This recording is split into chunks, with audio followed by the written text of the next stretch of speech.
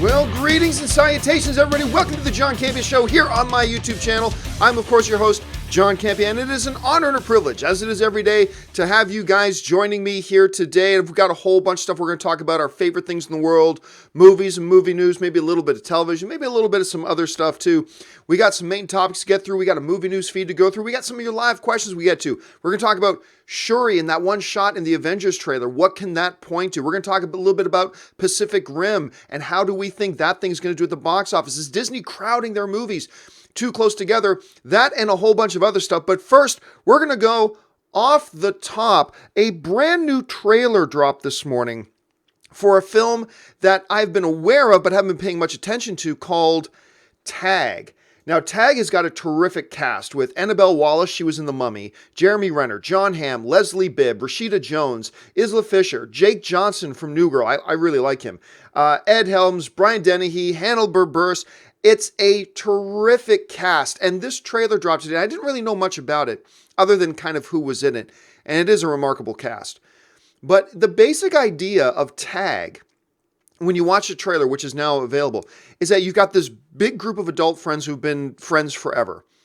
And for 30 years, I believe they said 30 years in the trailer, they've been playing an ongoing game of tag for 30 years. And I think they say in the trailer it's only during the month of May.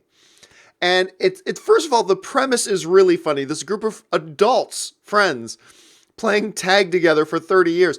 And it's constantly running, constantly going in the months of May. But it also seems to have a really cool side to it as well, because they mentioned in the trailer that the reason they do it is not because it's the best game in the world. It keeps them connected. And I think everybody, like over the age of 25, understands that that's one of the big issues we face in life, is that as we get older and as we start doing new things, taking new jobs, new relationships form, moving to different cities, we lose connection with people that we thought would probably be connected with forever. And there's that really cool underlying theme of this little simple game that they play has kept them together that long. I just love the notion. I thought the trailer, it wasn't the most hilarious trailer I've ever seen, but it's cute. It's got some laughs in it. It's charming. And I really like the overall premise. So once again, the name of the movie is Tag. The trailer just dropped today. I love the cast in it. So go ahead and check that thing out, because I think it looks really good. All right, now before we get into the main topics today, of the topics that you guys have sent in to me, when you watch the John Campea Show, I want to make sure you're caught up to date on everything going on in the world of movie news, even the things that we don't have time to go into in depth. I want to at least sure they're on your radar. So this is a little segment we call the Movie News Feed. First up, Creed and Black Panther star Michael B. Jordan is keeping himself busy as he has just signed on to produce and possibly star in the upcoming project, The Liberators. The Liberators tells the story of the 761st Regiment in World War II, an entirely African-American combat unit whose heroism led to the desegregation of the armed forces. Jordan will next be seen in his two upcoming projects, Creed 2 and Fahrenheit 451. I'm a sucker for these true life stories, especially war and action true life stories, so attaching Michael B. Jordan to this, and I'm fully on board for this one. Next, ready for that Batman and Poe Dameron team-up movie? Okay, this might not be it, but it still sounds pretty good. According to reports, Ben Affleck and Oscar Isaac are currently in negotiations to headline the drug thriller formerly known as Triple Frontier. They'll be joining cast members Garrett Hedlund from Tron, Sons of Anarchy's Charlie Hunnam, and Narcos and Game of Thrones' Pedro Pascal. This project's been through some casts already. Initially, actors Johnny Depp and Tom Hanks were set to star in it, then Channing Tatum and Tom Hardy, and Affleck himself was even attached to it once before, then he departed it, and now maybe he's back. Will the team of Ben Affleck and Oscar Isaac stick? Well, we'll have to wait and see. Next up, are you in the mood to eat spaghetti with somebody from both ends till you meet in the middle? Well, then you should like this news. According to Deadline, Disney has hired the Lego Ninjago movie director Charlie Bean to helm its live-action/CG adaptation of the animated classic Lady and the Tramp. The project is said to be specifically for the upcoming new Disney streaming service expected in 2019. As far as Bean goes, I have to admit, while it was no Lego movie or Batman Lego movie, Ninjago ended up being pretty enjoyable, and it'll be interesting to see how this one turns out. Next up, mark this one as one of the more exciting projects I've heard about in a while. Now, according to Variety, Emmy and Golden Globe winning actress Elizabeth Moss, most recently for her work in the hit Hulu show The Handmaid's Tale, will star with Melissa McCarthy and Tiffany Haddish in the mob drama The Kitchen for New Line Cinema and DC Entertainment. Straight Outta Compton writer Andrea Berloff will direct from her own script based on the comic book series from DC Entertainment's Vertigo imprint. The Kitchen is a classic gangster pick that follows a group of Irish mobsters sent to prison. The wives take over their jailed spouse's organized crime operation to become the most ruthless and powerful gangsters in the 1970s Hell's Kitchen. Moss will play the wife of an abusive husband who adapts to the violence of her new life. The Kitchen hits theaters on September 20th, 2019. And finally, Constantine fans rejoice because it looks like the character may be coming back to TV full-time. According to The Hollywood Reporter, actor Matt Ryan, who has been playing Constantine off and on for the past few years, first on his own show that lasted just one season,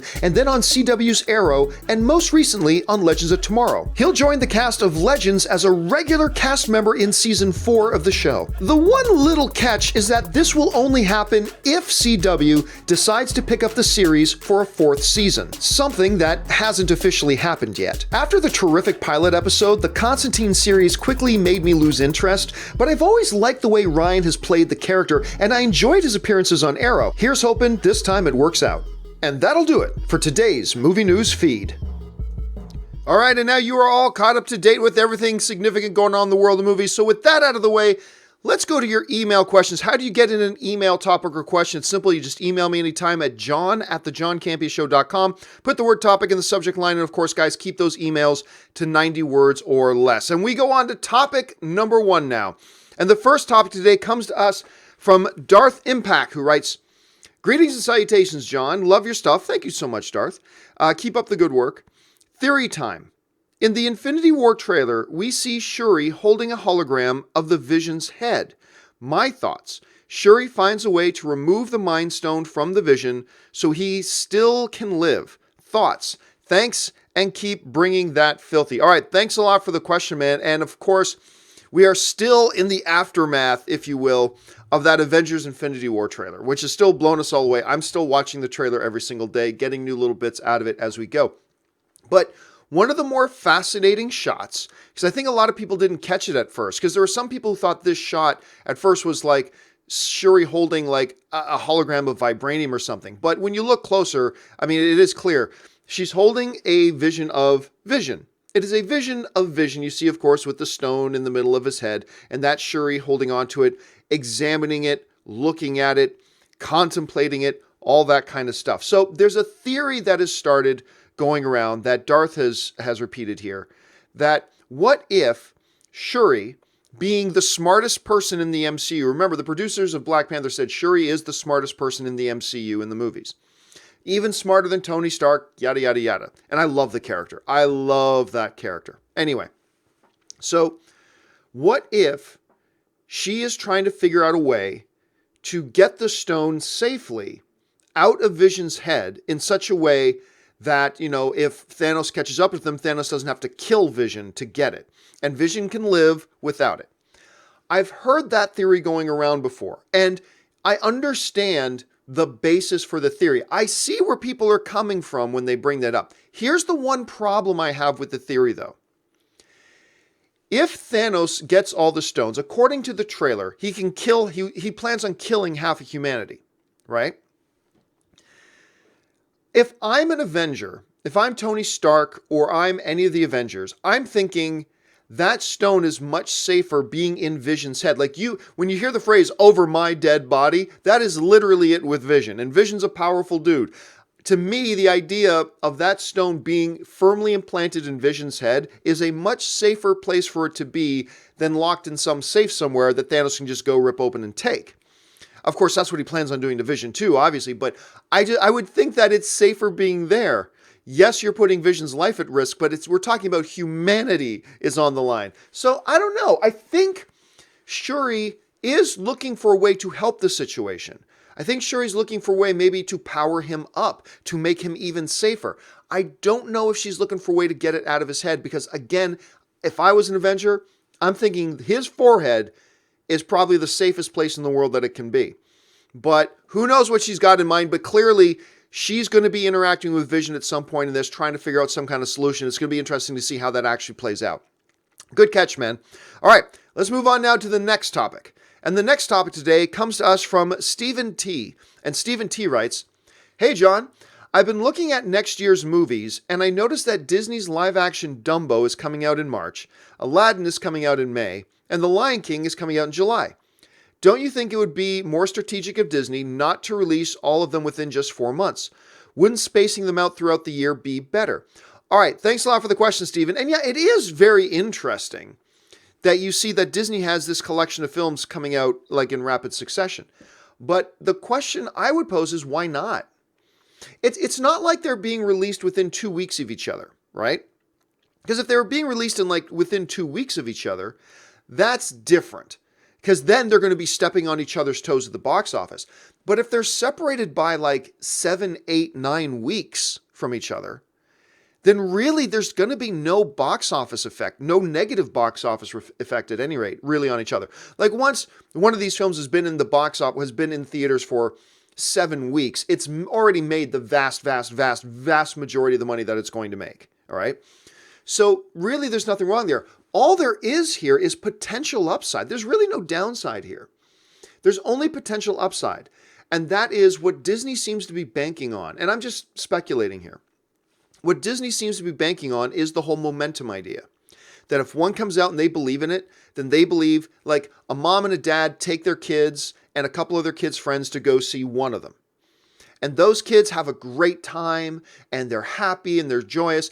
Well, then get the next one out as soon as you can, because they'll probably want to come back again. I do believe in momentum. Momentum isn't the be-all and end-all when it comes to movies. Not at all. We've seen many examples where momentum gets killed like that. Absolutely. But it's still a real thing. And if you can utilize it and take advantage of it, and it looks like that's what Disney's going to be experimenting with here. It looks like Disney is going to experiment with the theory of momentum. If we get people into the theater with one of these live-action adaptations, can that roll into the next and roll into the next? And I really don't see a potential downside here. The only potential downside here I see, is if Dumbo comes out and it sucks. Could that hurt the next one that's just then coming out? Like, you're not giving it 5 months for people to wash the bad taste out of their mouth. You're now betting on that because the next one comes out in like 2 months. That's the only potential downside I see. Otherwise, as long as they're separated by a number of weeks, I really don't see there being box office-wise a downside. And I don't see any advantage to like spreading it out even more as opposed to doing it this way, especially if they are experimenting with momentum. We'll have to wait and see how that all turns out. I'm looking forward to all of these, by the way. Not so much Dumbo, probably because of who the director is, but I'm definitely looking forward to the other two. All right, let's move on now to the final emailed in question today. And the final emailed in question today comes to us from Brian Cruz. And Brian Cruz writes, "Hey, John, hope you're doing great." Well, as a matter of fact, man, I am doing great. Thanks for asking. Could you see Pacific Rim Uprising bombing at the box office? It's a sequel to a 5-year-old movie that was only a moderate success. I don't even know if I'd call it a moderate success. It comes out in just 3 days, and I still have not heard much hype for it. And yeah, that's a big question right now.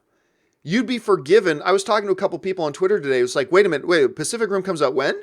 And it was like, nobody is talking about this movie. A big budget spectacle thing with John Boyega, and nobody's talking about it. There is a press screening for it tonight, which is a little bit of a red flag that the press screening is just like 2 or 3 days before the movie opens. But there is a press screening for it tonight. I'm supposed to go see it. I'm still trying to decide if I want to make the hour-long drive out to the theater that the press screenings are being held at to turn around and drive an hour-long back. So I'm still trying to figure that out. But the first Pacific Rim was not a financial success at all. I mean, it barely broke even. I'm not even 100% sure it did break even, to be honest with you. Because at almost a $200 million budget, $400 million at the box office just doesn't cut it. And it didn't do great. And I really like the first Pacific Rim film. I really enjoy it. But anyway, I thought I would reach out to a friend of ours. Of course, he's the former co-host of DC All Access. He's one of the creators of the comic book Jupiter Jet. I want to talk to our friend Jason Inman about this whole thing, about what can we expect out of Pacific Rim? How well will it do? How bad will it do? Here, check this out. Okay, Jason, so Pacific Rim Uprising, it's coming out just shortly here. Now, this is, of course, a sequel, maybe a little bit overdue of a sequel, but what did you think about the first one in general? You know, I actually loved the first Pacific Rim for the reason that it's so dumb that it's fun. It's a movie that shouldn't work. It's giant robots fighting giant Godzillas and kaijus. And on paper, that sounds like the stupidest thing you've ever heard. But I honestly thought like the emotion and the characters were so much fun that I didn't care. I also think it has one of the best film scores of any movie for the last 5 to 10 years. Yeah, the music in it was incredible, Brian. And I really enjoyed it. I'm a big fan of Charlie Hunnam because of Sons of Anarchy. He wasn't great in the movie, but I still quite loved it. But here's the thing, though. As much as most people seem to enjoy Pacific Rim, the first one, it struggled to even just break even, like almost a $200 million budget. Only with the last second help of a Chinese box office push did it cross 400 million, got to about $411 million. With so many people liking it, with giant robots and giant monsters, why do you think the first one kind of struggled the way it did financially? I think primarily the reason why this movie didn't do well, especially in the US, is I can remember thinking that the trailer for this movie was really, really bad. And right before we recorded this, I actually went back and watched the first trailer that Warner Brothers ever released. The way it's cut and the motive or the emotion of it seems like a sci-fi monster movie. And I can remember thinking that back in 2013, being like, I'm not sure I want to see this movie. And that's why I think I was positively surprised by this movie. But also, you know, I don't know if by that summer people were burned out by these sort of nameless monster movies, because if I remember right, a Transformers movie came out that year. It's also the year of Godzilla. I don't know if people were willing to take a shot on what the trailer was showing, a big dumb monster movie. Now, this leads us to the new one coming out, and a lot of questions marks. First of all, a lot of people were surprised. I was a little bit surprised that, considering the financial quasi-struggles the first one had, that they were going to go ahead and do a second one. Not to mention, the lead cast from the first one is gone. Of course, we got John Boyega leading the way in this one. Some people asking, how is this thing going to do financially? And honestly, I'm not quite so sure. I have some fears about how it's going to financially. What are you thinking? How is this thing going to turn out at the box office, do you think? I agree with you. I think this is going to be exactly like the first one. It's going to be a struggle to cross 100 million because the sequel has the exact same problem as the first one. The trailers aren't really that convincing. You watch those trailers and you're like, I'm not certain that this movie looks good. Another big flag for me is that if you remember the first Pacific Rim, most of the fights took place at night. Now, that's a trick that many movie makers use to hide CG or make the CGI look better. Yep. Look at all the action scenes in Uprising. They're all in bright-ass daylight. Yeah. And I worry that it's going to start looking cartoony. I'm also really worried that this is sort of a reboot since we've moved ahead like 25 years. Right. I don't know, man. I don't think this is going to connect with audiences, and I worry that this is going to be another bomb for the Pacific Rim franchise. And, you know, especially when you look at right now, you've got a half-decent Tomb Raider movie come out, struggle, just a $23 million opening. You had Wrinkle in Time struggle with I can't remember, it's in the 30 neighborhood that it came out with. We'll see how Pacific Rim knows, but I've got a feeling, here's hoping, it's like the first one, that the trailers struggle, but the movie turns out pretty good. Yes. But honestly, I don't know if I see this one making 300 million worldwide. Would you take the over or the under on 300 million? I take the under. I really do. And I agree with you because everything for this movie is kind of like the first one. All the parts should work because Stephen DeKnight is the guy who wrote and directed this. He's the guy responsible for Daredevil season 1. And that's Spartacus. Spartacus. It's an amazing pedigree. If anybody can make this movie work, it should be him. The sad thing is even if this movie works, I don't know if word of mouth is going to carry it across the finish line in the box office. Well, we can only hope at this point that it turns out to be even close to as good as the first one. Here's hoping that word of mouth and will carry it financially. All right, Jason, thanks a lot for joining us here. Hey, listen, for people who want to find you on Twitter, where can people find you online? You can find me anywhere online at Jawin, Jawin. All right, thanks again, Jason. Thank you, John. All right, and thanks again to our friend Jason Inman for joining us on that. Hey, listen, I want to know what you guys think. What's your prediction right now? How do you think Pacific Rim is going to do? I mean, fingers crossed that it turns out to be as good as the first one. We're just going to have to wait and see. Hey, guys, I want to let you guys know that tomorrow on the John Campea Show is going to be the new installment, the new installment this week of What We're Watching. Now, the way What We're Watching works is this. I'm, of course, now sponsored by our friends over at Stardust. Go ahead and download the Stardust app. You can find the link for it in the description below. And with the Stardust app, you can make a review and reaction from 3 to 30 seconds long of a television show, a trailer, a movie, whatever you want. And then what you do is you can tag me. You simply record your video. Then once you record it, you hit the next or edit button and then tag me at John Campea on the video. So that way I know you're tagging me in it. And then I will put together a bunch of some of my favorites and play them on the show tomorrow for our little installment of What We're Watching. So go ahead and download the Stardust app now and make sure you be back tomorrow for that segment. All right, guys. With that stuff out of the way, we're going to take some time now to get to your live questions. Now, I don't have enough time to get through all of them that we have, but don't worry if I don't get to your question. We will get to your question on the companion video that's going to come out a little bit later today. All right, so let's jump over to the live questions, and we're going to start things off with OMZ Ruler, who says, you missed my question on Saturday. Weren't you going to start at 9? Yeah, I was going to play around with starting the John Campea Show at 9 a.m. this week, instead of 8 a.m. because starting the show at 8 a.m. means I need to get out of bed at 5 to start my day at 5 a.m. I'd like to sleep in a little bit more than that. So I was going to start at 9, but Anne suggested instead of jumping a full hour, try it with a half hour. So I started at 8:30. I'm going to see how that goes this week. And then next week, I'll either try it at 9 or I'll go back to 8. I'm not quite sure yet. Still playing around with it a little bit. All right, next one comes to us from Anthony C., who writes, Avengers 4 teaser at the end of Infinity War? I'm not sure. You know, this actually came up the other day because I can't remember which movie it was, but one of the movies ended without, not a post-credit scene, but a full teaser of Avengers. Could they do the same thing? Could they actually put a legit teaser trailer of Avengers 4 at the end of Avengers 3? There is precedent for it. They've done it before once, but only once. I'm not so sure. I think they might want to keep the attention on the upcoming 2 movies in the MCU, which is Ant-Man and which is, of course, Captain Marvel. They may want to put the attention there, but it's certainly possible because, as we said, there is precedent for it. We've seen them do it before. Movie Van writes, hey, John, why is nobody talking about the Russos confirming Captain Marvel for Infinity War? They clearly say it multiple times during the ET interview. I think it's because it's not so clear.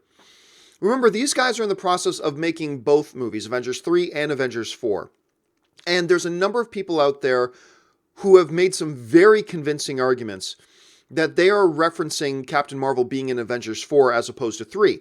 If you look at the wording, you could see it as them talking about Avengers 3, but it would seem very, very odd to me that they've been hiding her from the marketing and yet on a big open interview will allow the directors to just openly talk about it. That seems counterintuitive. That doesn't make much sense.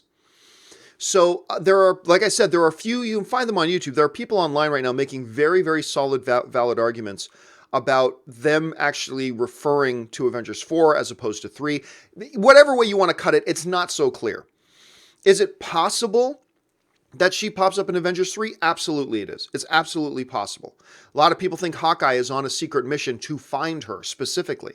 Maybe he shows up with her at the end. Who knows? Maybe she's a part of a post-credit scene. Who knows? But either way, it's not all that clear. It's really, that's why you don't see people talking about it all that much. Next one comes to us from Adam Griffin, who writes, if you recall in 93, Disney's first trailer for The Lion King was releasing the full opening scene of Circle of Life. Do you think Disney would have the guts to do the same for this new film? I hope so. Well, I don't really see it as an issue of guts, Adam. There's nothing gutsy about doing that. It's different. I wouldn't call it gutsy. There's nothing particularly brave about doing that. And they've done it again since. Remember, not the beginning of Frozen, but their biggest piece of marketing for Frozen that made Frozen cross $1 billion was releasing the entire musical number of Let It Go. Remember that? They released the entire sequence. They put out the entire scene of her singing Let It Go. That was the best piece of marketing for that movie. That was the piece of marketing that made that movie a giant hit. And the fact that kids loved it and everybody enjoyed it, and it's a good little movie, absolutely, all that was true too. But releasing that full musical number is what made that movie a hit. The question is not, should they do that? The question is, would that be the right marketing for this particular movie? That's the question. And you and I simply don't know the answer to that. We don't know. We don't know how their musical numbers are going to be structured. We don't know if that won't be the best way to market this particular movie.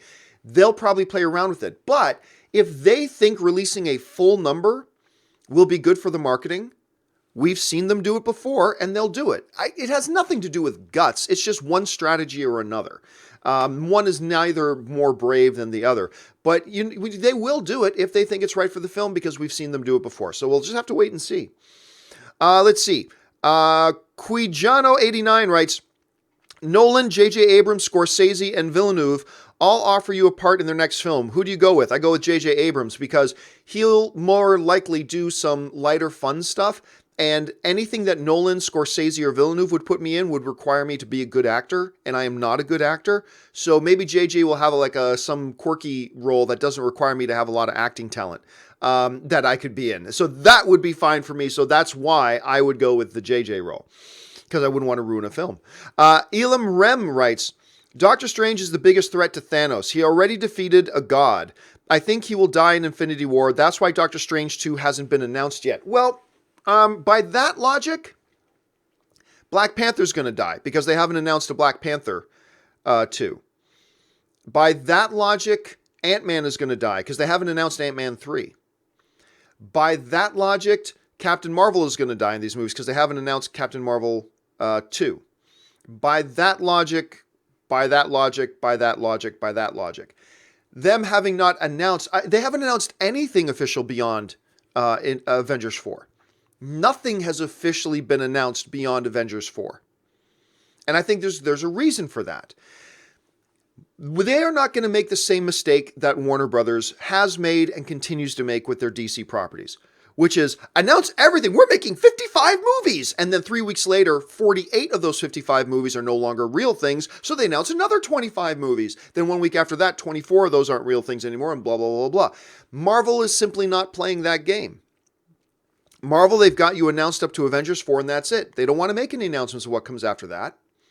So the fact that we haven't had a Captain America 4 announced, the fact that we haven't had an Iron Man 4 announced, the fact that we haven't had a Vision standalone movie, the fact that we haven't had a Black Widow standalone movie, they haven't announced a Black Widow standalone movie, does that mean she dies? The fact that we haven't had a Black Panther 2 announced, we shouldn't read into any of that. No. Now, that doesn't mean that Doctor Strange doesn't die in this movie. He's as potential a victim of Thanos as anybody in this movie. Absolutely. But this notion of, well, they haven't announced a Doctor Strange 2, that must mean he's going to die. Well, then that means everybody's going to die. Because no films have been officially announced after Avengers 4. So I wouldn't worry about that on that level. But it's still possible for sure.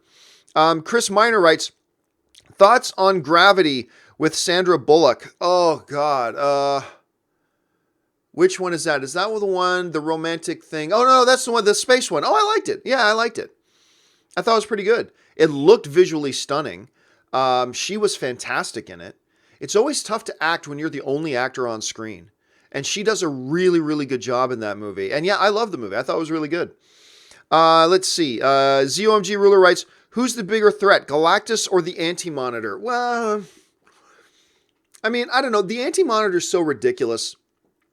I mean, so is Galactus. I mean, make no mistake about it, so is Galactus. But the Anti-Monitor, I mean, you couldn't even make a movie with Anti-Monitor because then you're getting into like multiverse stuff, and you're getting into then you're getting really inside baseball with probably drawing from story stuff from Crisis on Infinite Earths and all that kind of stuff. Galactus as a premise is much more consumable for an audience. He's this giant planet-eating dude that's out there. You don't get into multiverse stuff. You don't get into all these things.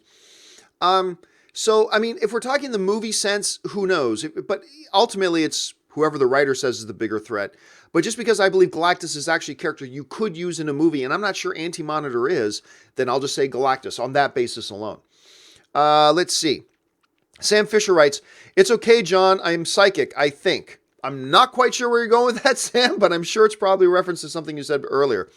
Let's see. Sam Fisher follows up. John, do you think that Hawkeye's family will die in Infinity War? I don't know. I don't even know that we're going to see them, to be honest. I have a feeling we're not going to call back to that. This is a total coin toss. I'm going to say no. Let's see. Santez Henderson writes, should we consider the Last Jedi novel canon? I no longer consider anything Star Wars novel related canon. They've deviated too much. As soon as they start saying, well, it's canon as soon as you use the word unless or say there's an asterisk or whatever, then it's not canon. Canon is canon. There's no sort of canon. Canon is either canon or it's not canon. And the moment you start saying, well, it's canon except when, or it's canon unless, as soon as you start saying that, then it's not canon. So I will continue to read a bunch of the novels just for enjoyment's sake, but I do not consider any of the novels anymore canon. I don't consider them canon myself.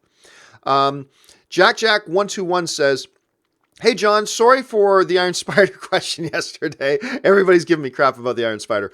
I watched The Scanner Darkly yesterday. Robert Downey Jr. is amazing and shows range. Thoughts on the film? Thanks. Yeah, it's a good film. It's a very stylized film. I mean, I remember even the images for it were very artistic and stylized and all that kind of crap. The thing about Robert Downey Jr. is a lot of people forget at that time that nobody really wanted to take a chance on him because he had this threshing career. And then he killed it with his drug abuse.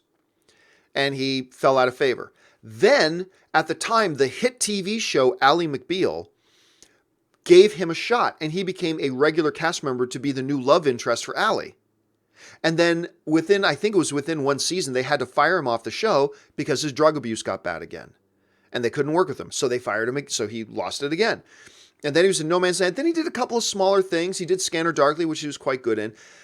And then Jon Favreau took a chance on him for Iron Man.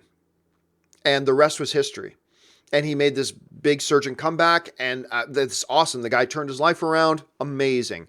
But a lot of people forget about those little projects he did in the in-between. And Scanner Darkly was actually a really nice one. Let's see. Murray for Us writes, the only fake death I'll take in Infinity War is Stan the Man. Yeah, if they do something like that, that'd be great. Please, no fake deaths. Please, no fake deaths.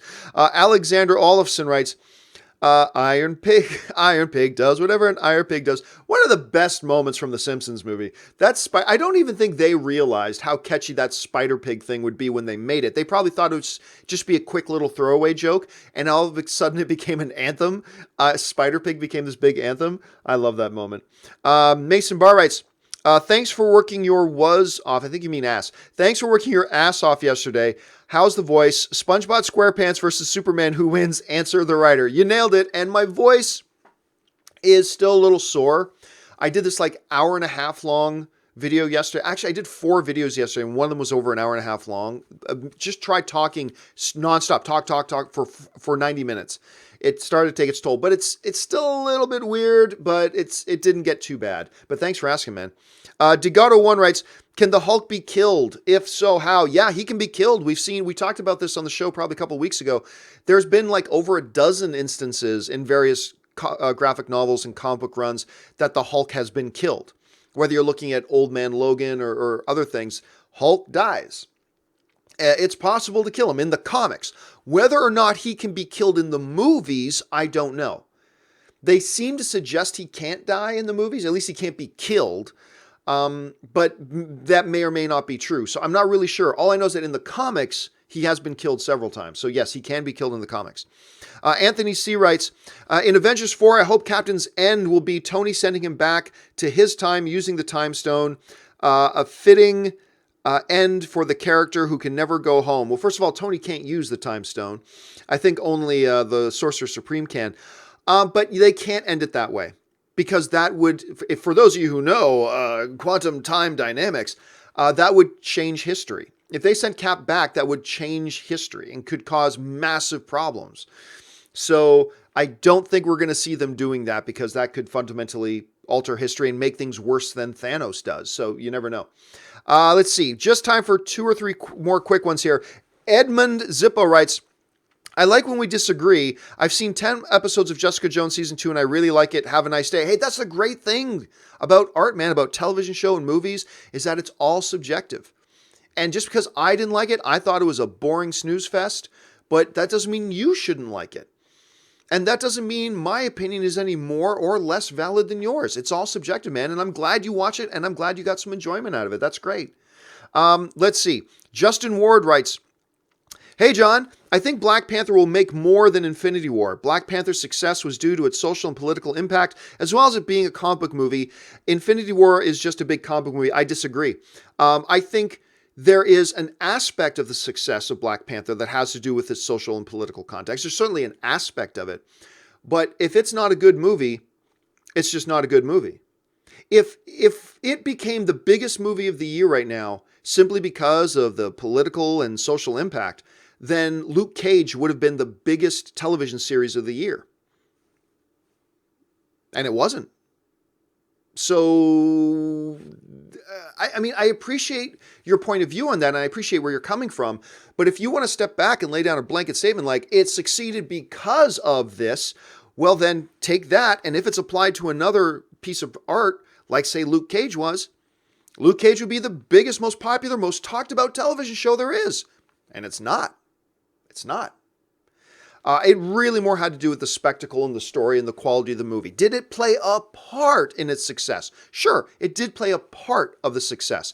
But the argument becomes self-defeating, because if you're going to say the fact that it had a black superhero lead with the social and political ramifications of that, that's why the movie succeeded. If you're making that statement, if you're making that statement of fact, then in a scientific experiment, if you take that same set of circumstances as a statement of fact and apply it to another situation, like Luke Cage, then it should yield the same results. But it didn't yield the same results, therefore that disproves the theory. So I don't agree. I mean, hey, look, I am not a full-time political sociologist, so I could be right, I could be wrong. Who knows? Your opinion could be better than mine on this particular issue. Who knows for sure? But I disagree. I'm going to find myself disagreeing with you because we simply haven't seen a consistency of that fact. And we would have if it was true. And that's just my point of view on it at any rate. But I like the way you're thinking. All right, 2 more questions we're going to call a day. When will we see a new attempt on Dragon Ball? Probably never. Sujith writes, Kylo already did scream the signature Skywalker no in The Last Jedi when he realized Luke tooled with him at the end. Did he yell no? I've seen the movie like 5 times. Did he yell no? I can't remember if he did. All right, and this will be the last question of the day. And don't worry, guys. If any of you have sent in questions that I don't have time for, it will be addressed on the companion video later today. James B. writes, concerts, plays, musicals, and even many sporting events have assigned seating. When the hell is this country going to make the move into the 21st century and have it for movies as well? James, you're preaching to the choir, my brother. I have been preaching that sermon for years. Now, fortunately, where I live now, they recently, all the theaters that are around me now, and this only happened in the past year or two, have finally converted over to being pre-assigned seating. The dark ages of, well, I bought my ticket, but I have no idea if it's a good seat or not. I'm just going to have to wait till I show up at the theater. I mean, the dark ages of that are finally starting to be behind us. The notion that, hey, I paid $15 for this ticket, I should know where my seat is. I should know that I have a decent seat if I bought my ticket. And gone are the days now that I have to go to a movie theater 2.5 hours early just to stand in line like an idiot, just to make sure I don't get a neckbreaker seat. Thankfully, the dark ages of those are starting to go behind us. All the major movie theater chains are starting to transition to the more enlightened way of doing it, which is pre-assigned seating. That is the way it should be. There is simply no argument against it. There is no valid argument against it. I've had people try to argue with me, say, well, what if you get there and there's a piece of gum in your seat? Okay, first of all, I've never had that happen. But okay, if you do, and there is a piece of gum in your seat, then just change seats. Well, what if it's sold out? Then you're no worse off than if it wasn't pre-assigned seating and you show up there and there's a piece of gum in your seat and it's sold out and there's no other seats available. Then it's no different. There is no difference. So that's not an argument. What if you get there and somebody vomited in your seat? Well, then you change seats. But what if you can't because it's sold out? Then it would have been sold out if it wasn't pre-assigned seat. There is no downside. There is absolutely no downside to pre-assigned seating. And I cannot wait for that archaic, Dark Ages way of doing things is finally behind us. And fortunately, we're seeing the transitioning starting to happen. All right, guys, that will do it for me for today's installment of the John Campea Show. Thank you so much for joining me. Listen, guys, don't forget, send me your email topics for the John Campea Show. I also take some emails that you send in as separate editorial videos as well. Again, just email me at john@johncampea.show.com. Put the word topic in the subject line and keep your emails to 90 words or less. Make sure you guys follow me on Twitter, simply at John Campea. And that'll do it for me, guys. Thanks so much for joining me. My name's John Campea, and until my next video, bye-bye.